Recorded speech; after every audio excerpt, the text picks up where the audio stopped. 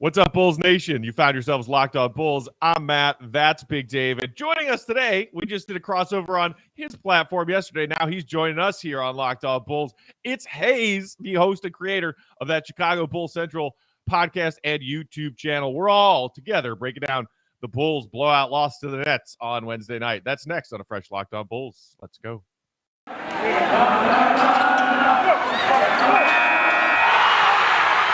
You are Locked On Bulls, your daily podcast on the Chicago Bulls, part of the Locked On Podcast Network, your team every day. Here are your hosts, Matt Peck and Big Dave Watson.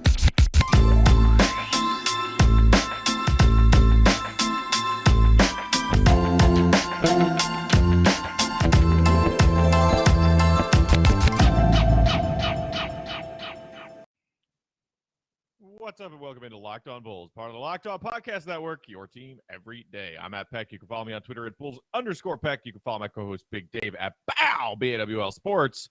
And joining us today, we were just on his show yesterday, it's Haize, creator and host of the Chicago Bulls Central Pod. You can also subscribe to that on YouTube. Find that Chicago Bulls Central YouTube channel if you haven't already. Haize, welcome to the pod, man. You ready for take two? Absolutely. Thanks for having me. Of course. Happy to have you here.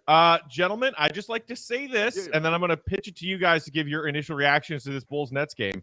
I'm talking not just to you two guys, because I think you guys are okay in this regard, but I was sifting through Twitter late last night after the conclusion of this Bulls-Nets game, and I had to log off because the amount of Bulls fans who were tweeting like their hair was on fire and the sky was falling had me just about ready to give up. I swear to God, I am so sick of overreactionary Bulls fans who are trapped as prisoners of the moment. Y'all need to chill out.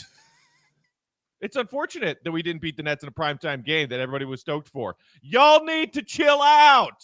All right, Haize, your first thoughts. I mean, the Bulls got punched in the face. Let's make it clear. But every now and then you need a punch in the face, and sometimes you grow with failure. And the fact that this is national televised game, the fact that it was up against the team that many people expect to win the East, and the Bulls just didn't measure up, even though they beat them twice earlier in the season, needs to be a wake-up call for this team. But again, that's just another thing for this team to throw as a chip on their shoulder. I trust their ability to rebound and come back, but they probably needed this. All things aside, 9-game winning streak aside and things like that, they probably needed a loss like this against this type of competition to let them realize, hey, we still got some work to do here. Yeah. First of all, I'd like to say how in sync Haize and I are, because yesterday on the show, I came on with my glasses on. He had his on. Today, he don't have his on. I don't have mine on.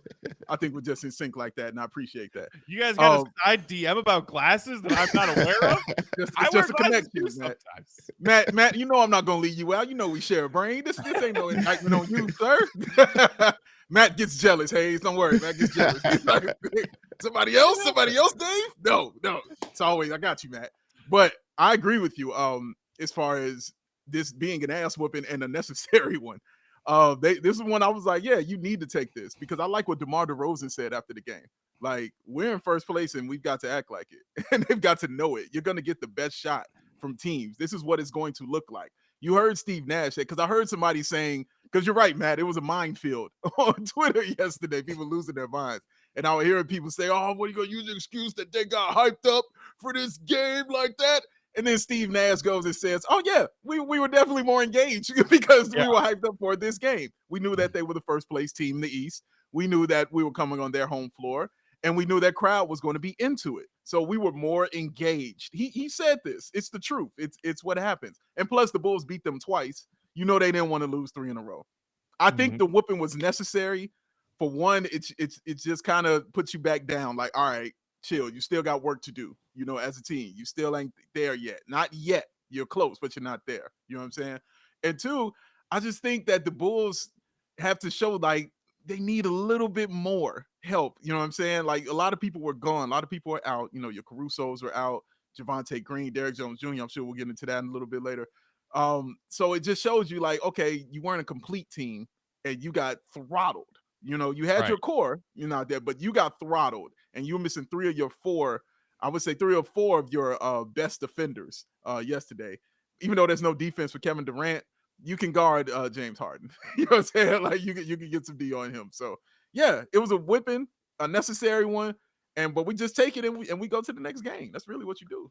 Right. I mean, look, if this was the last regular season matchup of a potential playoff series preview, Yeah. I think some Bulls fans are overreacting to that based on just this one game. But, and not to say it's a perfect, comparison or correlation. Think back to the D Rose MVP season when the Bulls swept the Heatles in the regular season. And then what happens? The Bulls, maybe they're overconfident, or maybe it was the X's and O's and, LeBron D'ing up on D Rose and whatnot. But you swept that team in the regular season. Maybe the Bulls were a little overconfident when they went into that conference final series against Miami thinking, oh, we got this. And a best-of-7 series is a different beast, but I think it is good that the Nets kicked the Bulls in the mouth. Because if they just swept this Nets team in the regular season and they do end up meeting in the playoffs, I would not have liked the energy that the Bulls probably would have brought into that. And to those, Steve Nash comments, and Kevin Durant talked about it too after the game. Like this game clearly meant something to them. It meant more to them than it did to the Bulls. Like you said, Dave, they didn't want to get swept in this regular season series. The Nets were up by 30 in the fourth quarter, and they were diving on the floor for loose balls. The Bulls were like, at that point, the Bulls were like, all right, well, we lost this one. But clearly, that was, and you can even just sense the energy level and the vibe on the Nets bench. Anytime somebody made a big play, like they were engaged in that game, and they came into Chicago saying, we are winning this one. And they took it to the Chicago Bulls. And then I thought, especially when the Nets upped their defensive effort and intensity and focus, in starting in the second half, because like the Bulls were matching them punch for punch when it was 62-61 at halftime, 62-60, something like that. Yeah. They were right in it. I think a little, baby hook by Vooch tied the game at 71, like 3.5 minutes into the third quarter. They're right there. Then all of a sudden, the Bulls start struggling to score in the half court because the Nets are clamping down. The Bulls aren't getting their transition opportunities offensively, and the Nets hit everything. I think they shot 130% or something like that. I mean, so where do you stand on that, Haize? Like, was there one in particular reason, whether it be on the offensive or defensive side, that said not just, the Nets had a good game, but was there something that the Bulls didn't do that really got you, upset about that? Yeah, I mean, I think it was the execution on defense, and to keep using the analogy of an ass whooping. Like sometimes when you're growing up, your parents kept telling you, "Hey, stop doing it. Hey, stop doing that." And then finally, it's like, all right, now I got to beat your ass. And so Billy Donovan has been preaching defense, and the Bulls were not like. And I get it. Yes, we were missing a lot of our key defenders, but foul trouble aside, too, the way that the refs have been officiating us has really been frustrating me and getting under my skin some. But I know the officiating is changing in the NBA overall. But just the Bulls' lack of execution on both sides of the ball really, really frustrated me, because when the Bulls are crisp and doing the things, the small things, the game becomes so much easier for everyone. And they didn't do that last night. And to see that start slipping away, and you felt it, like you said, for them to tie it at some point in the third quarter, and then it just started slipping away. And then it was like, okay, the reins are completely let off, and Brooklyn is not letting this game go. So, 42-8. Was the run after it was 71-71, 42-8. Like, it was an absolute drubbing. And what you one of those numbers is a lot bigger than the other one. One of them. We'll let the mathematicians figure that out. But what also I saw was something I hadn't seen all season from some of the Bulls players. So I saw the bad habits start to come out. You saw the Zach LaVine. Our thing with Zach LaVine was always, him getting stripped and him getting turned all over a lot. Mm-hmm. You saw that start coming out. You saw DeMar DeRozan missing shots and still missing free throws. You know what I'm saying? I'm still a little concerned about the fact he's been missing a lot of free throws lately, because he has been money from the line, but he's just been missing some key free throws for me. You also saw Kobe White kind of regress back and start going into that, oh, we're down, I'm going 1-on-4. You know what I'm saying? Give me the ball, I'm going in right there. I talked about it on your show yesterday, Haize, how Ayo Dosunmu hadn't looked like a rookie. Well, yesterday, he damn sure looked like a rookie in that game. He damn sure looked just like a rookie in that game. As soon as he got in there, 3 fouls immediately. He was discombobulated. Didn't know, what hit him after that. So you saw that kind of regression just because the Nets were that good, and they were trying to catch up, and trying to do things to get back in the game. And I don't think it's something that's going to be consistent, but it's definitely something you saw when it got really, really bad. Everybody just kind of, went back to what they think they do best, but it's not really what they do best. But yeah, you definitely saw that. Yeah. I want to continue this conversation about the defensive pieces that were there and those that weren't, and what that might mean for a potential, if the Bulls see the Nets again down the line come playoff time. We'll do that in just a minute. But first, we've been telling you about it for a while, this awesome thing called Prize Picks. If you haven't signed up yet, I don't know what you're waiting for, because you're missing out. For a limited time, Prize Picks has an exclusive no-brainer offer for all of our listeners. Users get $50 free if a player in your first Prize Picks entry scores a single point. Just 1 point. Ben Simmons can get you 1 point. But you must use promo code NBA. That's right. It's an exclusive offer available to Locked On fans only who use promo code NBA. Prize Picks has the best NBA DFS prop game on the market. Prize Picks offers more NBA props than any other DFS prop operator and offers all the superstar players and even bench players only recording a handful of minutes and stats each game. Prize Picks offers any prop you could think of: points, assists, rebound, three-pointers made. I recently, as in last night, placed a flex party entry with an over on Lonzo Ball assists and rebounds. And you know what I did? I doubled my money. It took me all of 30 seconds to make my selections. It's really that easy, people. Prize Picks also allows mixed sport entry. So wild card weekend coming up in pro football, you can put a mixed entry on something in one of those wild card games and an NBA game. Use the award-winning app on both the App Store and Google Play. Prize Picks is safe and offers fast, easy withdrawals. Just go to prizepicks.com today or go to your App Store and download the app. All users depositing and using promo code NBA get $50 free in your first Prize Picks entry, scoring a single point. That's right. All users that deposit with promo code NBA get $50 free if your first Prize Picks entry scores a single point. Prize Picks. It's daily fantasy made easy. All right, guys. So still no Javonte Green. Obviously, not having Alex Caruso hurts too.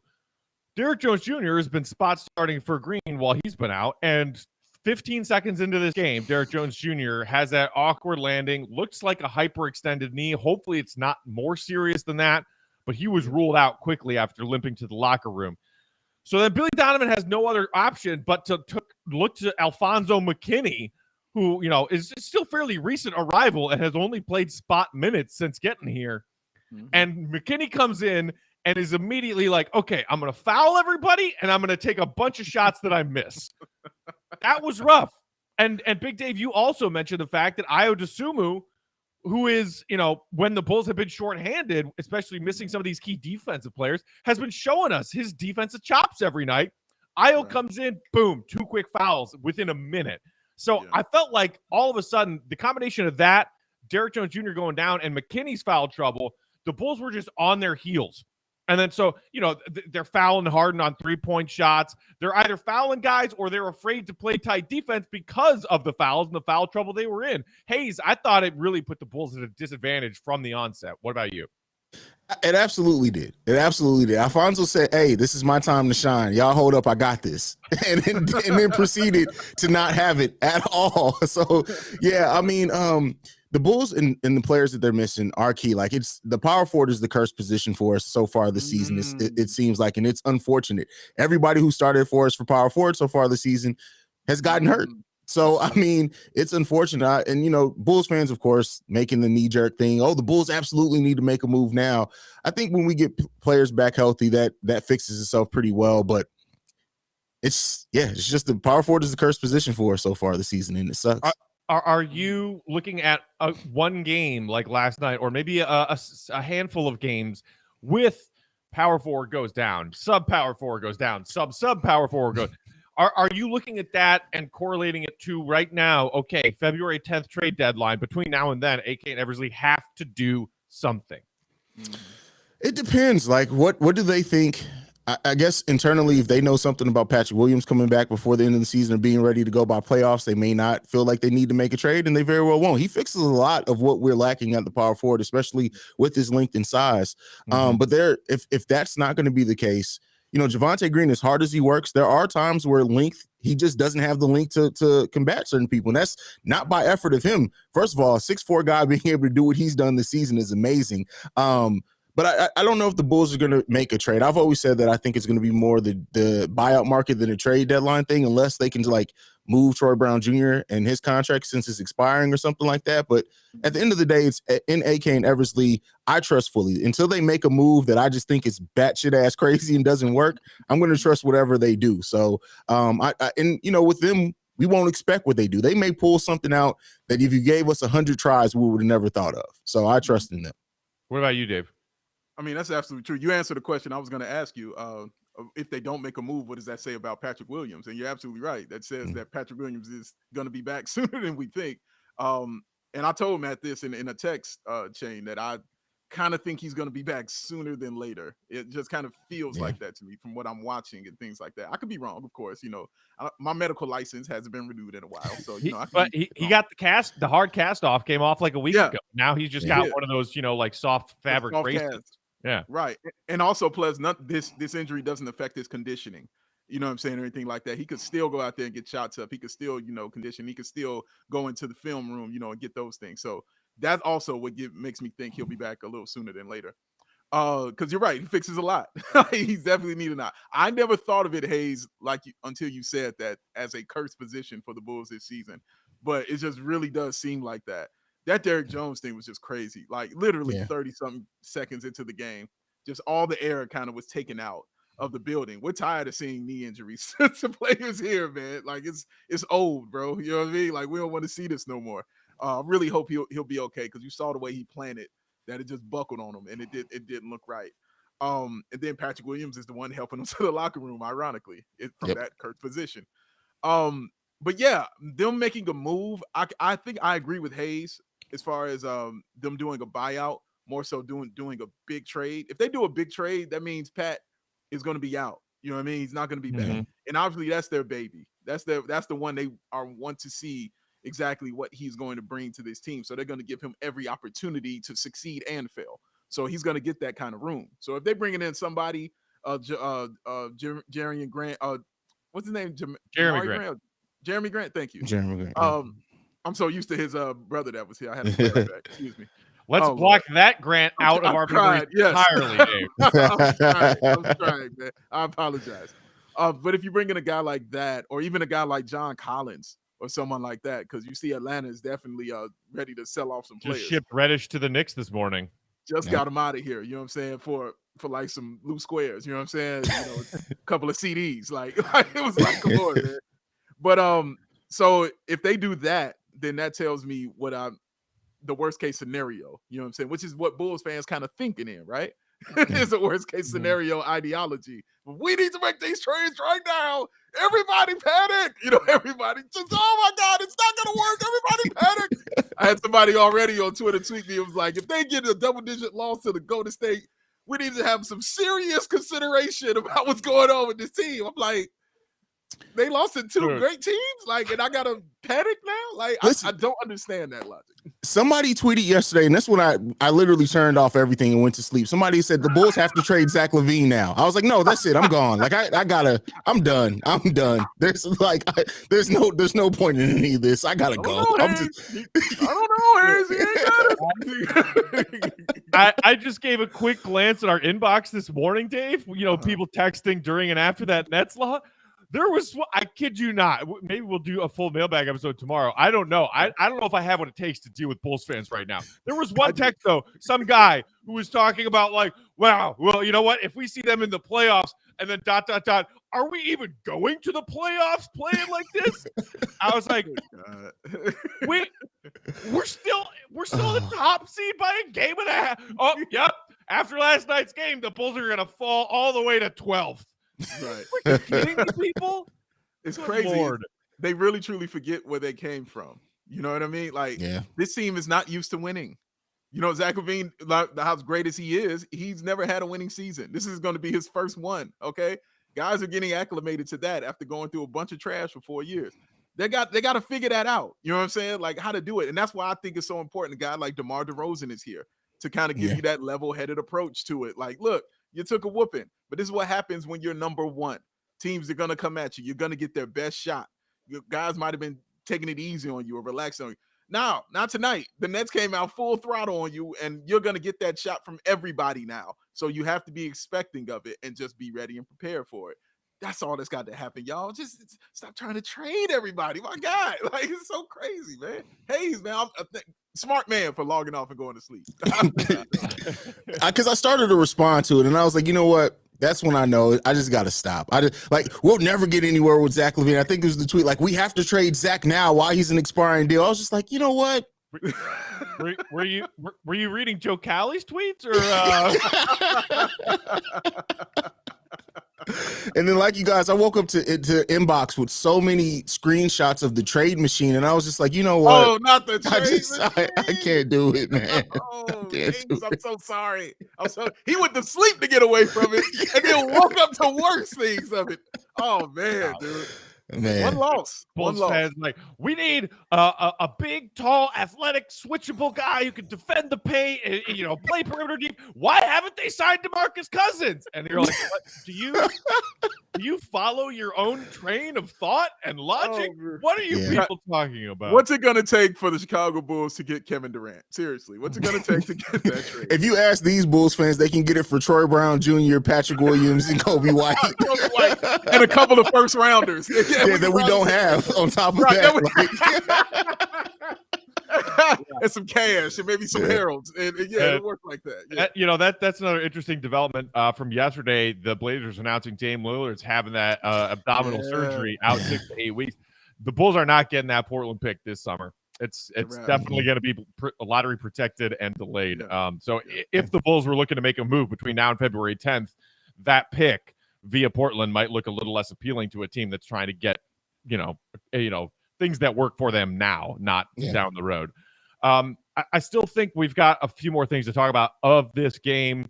We got to talk about Vooch. I know he's a hot button issue for Bulls fans right now, but there were a lot of people blaming him for the entirety of last night's problems. Of course. So we'll do that in a minute. First, Big Dave, we covered prize picks. Now, if people are still looking for fun ways to watch sports and maybe put a little money in their pocket, tell them about Bet Online. Oh, this one's for you, Haize.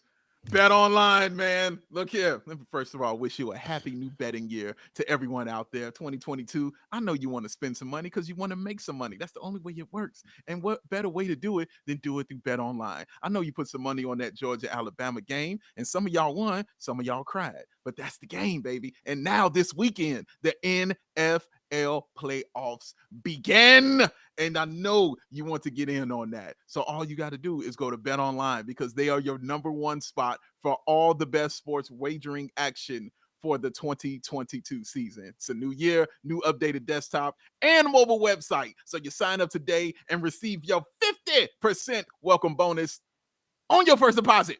Just use the promo code LOCKED on to get started. That's all you got to do. Football, basketball, hockey, boxing, one-on-one basketball, big three, UFC, tennis, darts, whatever you want, you can put some money on it. So don't wait, y'all. Take advantage. Take advantage of all the amazing offers available for the 2022 season. BetOnline is the fastest, and BetOnline is the easiest way to wager all of your favorite sports. BetOnline, where the game starts. Sports. It's how you do stuff, Haize. I like that Dave just makes up jingles for everything. Does that actually not have a jingle in it? Don't worry, I'll make one up. Don't worry about it. All Music is my drug, Matt. So there I was last night before logging off. A few tweets, a few thoughts after this game, and one of the things that said, "All right, you know what? I can't do it. I'm going to bed." Was I got in a little back and forth with somebody about Vooch, who was like blaming this blowout loss squarely on Vooch's shoulders, who was like, gosh, he's such a liability on defense. Can't defend, can't do anything. And if he's not giving you anything on the offensive end, then why is he here? And we got to trade him because, of course, we got to trade Vooch. Look, does Vooch have certain defensive weaknesses? Yes. I think he also has defensive strengths that he does not get nearly enough credit for. He gets his hands in passing lanes. I think laterally he moves pretty decently. And, he's had a string of games recently where, for whatever reason, I think the balls just aren't bouncing his way, but usually he is an elite defensive rebounding guy. Mm-hmm. His weaknesses are masked by the Bulls going out and signing players like Lonzo and Caruso and even Javonte Green, guys who point of attack defensively can cover the Bulls with Vooch in a drop coverage system. When those players are not out there and available, Vooch looks worse. To me, it's not that complicated, but because you don't have Caruso and Lonzo out there working together, you don't have Javonte Green out there, you just locked Derrick Jones Jr. last night, Vooch is more exposed. So, Haize, I'm curious what you think about this, because Bulls fans have been harping on Vooch and his defense a lot this season, but I think when Billy Donovan has his full complement of pieces, they have found a defense that works with Vooch out there. He's not a jump out of the gym athletic 4/5 who can like guard 1 through 5. No, that's not what he is. But I think he is getting a larger than necessary share of the blame, not just for that loss against the Nets, but in any game in which the Bulls are exposed defensively recently. What do you think about that? This is what I say. I did a whole mini episode on Vooch's defense, and that is Vooch ended last season ranked as the 5th best center in defensive rating in the advanced metrics. Right. Vooch this year has been 12th as far as the best centers defensively, and guess who he's slightly below? The people that a lot of Bulls fans like to think is our answer defensively is Miles Turner. He's only 0.02% worse defensively than Miles Turner in the advanced stats. Vooch doesn't do a lot of the eye-popping thing, like the jump out the gym blocks, and he's not the best one-on-one defender, but Vooch isn't bad defensively at all. And like you said, especially when this full complement of players are out there, they cover each other, and that's what a good team is supposed to do. You're not going to find any player that's perfect on both sides of the ball, but Vooch is a 3-level scorer as a 7-footer who can defend very well when need be. And I think if Patrick Williams didn't go down, this conversation about Vooch's defense wouldn't even really be had, because they would complement each other a lot on that front line. So that's what I think. First of all, I don't appreciate you coming on here and lying like you just did right now. None of that can be true. How dare he be 5th? How dare he be tough behind Miles Turner? No, that can't be true, sir. But let me ask you this, though. With all that said, and I don't disagree with any of it, what would you say does concern you about what you've seen from Vooch this season? What would you say have you looked at and you're like, you know what he's doing this year, it's a little bit concerning for me? I think when Vooch's shot isn't falling, he gets I don't know if it's he gets in his head or whatever it is, but it's usually one play each game that you're like, oh yeah, Vooch isn't going to have it today. For example, in our last loss before this one, he missed that dunk, and it was like, oh yeah, this is going to be a bad shooting night for Vooch, and it ended up being a bad shooting night. This one, he missed some layups, and then it's like, okay, this probably isn't going to be the best shooting night for Vooch, and that's typically it becomes true. And I think also as far as like defensively with Vooch, I would say sometimes on the pick and roll, I think he's not the best defender, and he kind of gets caught out of position on switches sometimes, and teams can make him pay on that. But that's really the biggest things that stick out to me. I think when Vooch is on, though, like the Bulls offense, is so great. And then like people completely miss when he does put in a good defensive effort against other centers. He's locked in. But yeah, I think for me, it's just Vooch. If he's having a bad game, it's not just going to be a bad game. It's going to be a horrible game. And you kind of see that trend start happening. And, but when he's on, he's excellent. So that kind of concerns me, especially when you get into like thinking about playoffs. A lot I like to evaluate this team, what's going to happen in the playoff series. And I think if a team focuses on attacking Vooch, specifically on pick and rolls, that could get ugly for us, but we'll see. We'll see. Yeah. I mean, look, the Bulls have certain defensive issues. They do. They are a better offensive team than defensive team.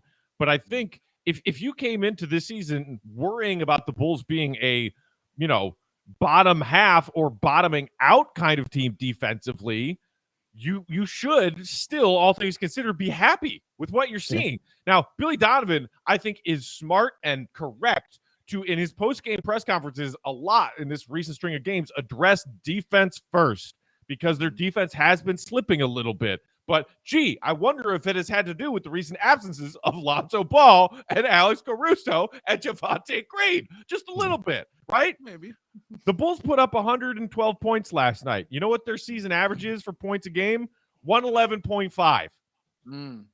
So 138 points surrendered, which, by the way, season high for an opponent against the Bulls this year. 138. That is, if you want to call it piss poor defense, you can. The Nets shot 54% from behind the three-point line. The Nets shot 58% from the field. Is some of that defense and not contesting shots well enough, not getting to your closeouts, not switching well enough and leaving guys open? Sure. A certain amount of 138 being surrendered, you can attribute to that. But the Nets are a team with weapon after weapon after weapon, two of which are Kevin Durant and James Harden. Oh, and Patty Mills hit 6 of 8 from downtown after a recent cold stretch, of course. Let's get Patty Mills back on track against us. But, I mean, like, sometimes all you can do is say, damn, the Nets were motivated as hell to win this game, and they shot like it. And I don't think that is cause for Bulls fans to say, we got to make a big trade and we got to make it now. No, the Nets just had a fire night. And, oh, by the way, they're the team that everybody said, oh, yeah, odds-on title favorites. If Kyrie plays, odds-on title favorites. Even if Kyrie doesn't play, still odds-on favorites to get out of the East. You know why? Kevin Durant and James Harden. I love how you didn't even mention Kyrie when you were saying all those things, like Kyrie Irving also. You know what I mean? But I'm saying, like, he's there also. You know what I mean? Like, you've got that. And he wasn't really a factor last night. No, that's what I'm saying. Like, he's still working his way back. Yeah. And that still makes that, I'm just saying that just makes them even more scary and terrifying is my point. That's all I'm trying to say. Like, even without him having a great game, you saw what they could still be. By just him being on the floor, you saw what they could still be. Because the Bulls were actually running plays where they started double teaming Kevin Durant, and he would just kick it out to Kyrie for a wide open shot, and they just weren't falling. That's not going to continue to happen. You know what I'm saying? Like, he's going to hit those shots as the season goes on, man, and they're just going to be ferociously scary. But again, Bulls fans, relax. It's going to be okay, man. You can't just be like, no, we got to panic. It's got to be destruction and panic. Oh my God. Because I think of it like this. Like, even if they go into Golden State, and let's say they kill Golden State and they destroy Golden State, I don't want Bulls fans to be overexcited on that either. You know what I'm saying? Like, don't go crazy with excitement there. Because if Klay Thompson and Draymond aren't going to even be there. You know what I'm saying? Right. But just don't go overboard with your excitement. Yeah, they beat a good team. Even without those guys, they're still an elite basketball team. But I just don't want you to dive off the deep end on either way, on a loss or a win. You got to take this game by game, strictly because of what we've seen for the past 4 years here. All right. We're learning how to walk. Like, stop trying to run. You know what I'm saying? You can barely you just learn how to crawl. Forget walking. You just learn how to crawl again. So we're just figuring that stuff out, and we're just like pulling ourselves up on furniture and starting to use our 2 feet to get around walking. Yeah, we're doing it a little faster than anticipated, than we expected, which is fine. You know what I mean? That's good. But my goodness, man, you can't just freak out on this because it was a whooping. Now, again, it was a whooping. It was a beating, and it wasn't fun. You know what I mean? But it might have been necessary for this team to have, man. And I'm really interested to see. And Haize, how do you feel about it? I'm really interested to see how they look coming out against Golden State. Win or loss, I'm interested to see how they actually look when they play. Definitely. I can't wait to see how they execute the ball and how they come up. Like you said, win or lose, we want to see a better showing than this for sure, right? But we want to see our team play competently, and we don't want to see like a lot of the things that frustrated us in this game. But I trust the Bulls usually, looking back from losses, they usually rebound from losses very, very well. Mm-hmm. Very, very well. We've only lost back-to-back games, twice this season so far. That was the 2 Philly games, and then the Houston and Pacers games. Miami and Cleveland, right? When we had 8.5 players. Yeah. So this Bulls team comes back from losses very, very well. And with Billy Donovan's statements after the game, believe me, this team is going to come out and execute next game. I have no doubts about that at all. Yeah. So Alfonso McKinney being the guy is Is there one element of what you would like to see the Bulls do or what you would like to see the Bulls contain against the Warriors in this game on Friday, Haize? I